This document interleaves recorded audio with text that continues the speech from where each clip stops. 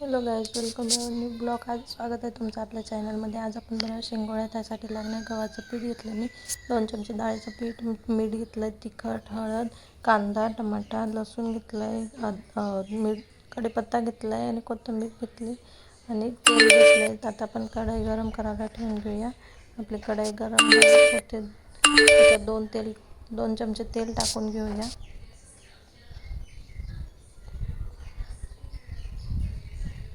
आता आपलं तेल गरम झालं की गरम होतं आहे. गरम झालं की त्याच्यात आपण राई आणि जिरं टाकून घेऊया. राई जिरं तडतडली की आपण टाकूया त्याच्यात कढीपत्ता. तुम्ही कशा पद्धतीने शेंगोळ्या बनवता ते मला नक्की सांगा कमेंट करून. आता कांदा टाकून घेऊया. कांदा थोडा लाल होऊ देऊया.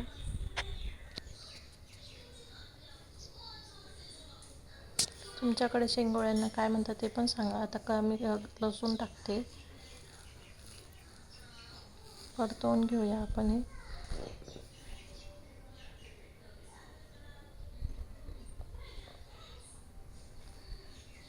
त्याच्यात मीठ टाकते थोडं.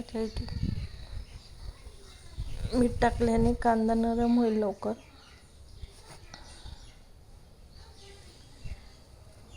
थोडं मीठ टाकून घेऊया आपण.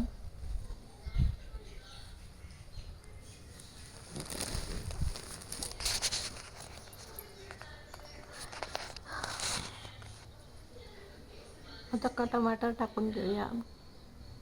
मिक्स करू व्यवस्थित. टमाटर नरम होऊ देऊया आपण.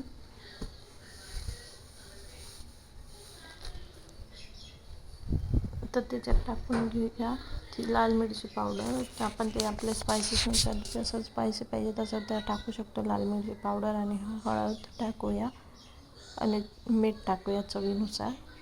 मी पहिले टाकलं होतं, आता थोडंसं अजून टाकते. व्यवस्थित मसाले परतवून घेऊया तेलामध्ये आणि मग टाकूया त्याच्यात 2 ग्लास पाणी. 2 ग्लास पाणी टाकते.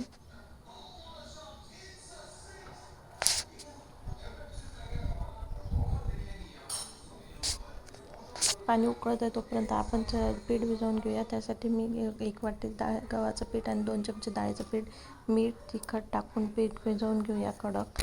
बघू शकता अशा पद्धतीने मी पीठ भिजवलेलं आहे. आता आपण त्याचे पातळ शेंगोळ्या बनवून घेऊया.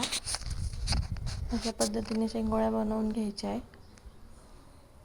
जास्त बारीक पण नाही, जास्त जाड पण नाही बनवायच्या, जे शिजायला पाहिजे त्या लवकर. माझी आजी अशा पद्धतीने बनवायची शेंगोळ्या. आजीनेच मला शिकवलं आहे कशा बनवायच्या ते. खूप टेस्टी लागतं, मला खूप आवडतात त्या. तुम्ही पण घरी नक्की ट्राय करा आणि मला सांगा कशी बनली रेसिपी. कशी वाटली ते नक्की सांगा कमेंट करून. तुमच्याकडे शेंगोळ्यांना काय म्हणतात ते पण सांगा. अशा पद्धतीने बनवायच्या. मी अजून एक ट्विस्ट आणला आहे. मी अजून वेगळ्या पद्धतीने मी बनवून दाखवते. बघू शकता तुम्ही. आता आधी कुरडईचा साचा घेतला आहे, त्याला एक कुरडयांची जाळी लावून घ्यायची. त्याला तेल लावून आपण त्याच्यात पीठ टाकून घेऊया. तेल लावल्याने ते चिटकणार नाही म्हणून मी तेल लावलं आहे त्याला. आणि आता आपण गरम पाण्यामध्ये उकळले ते फोडणी दिली होती आपण पाण्याला. त्याच्यात उकळतं येते, त्याच्यात टाकून घेऊया आपण ते शेंगोळ्या. अशा पद्धतीने नूडल्सप्रमाणे अशा पद्धतीने आपण बनवून घेऊया.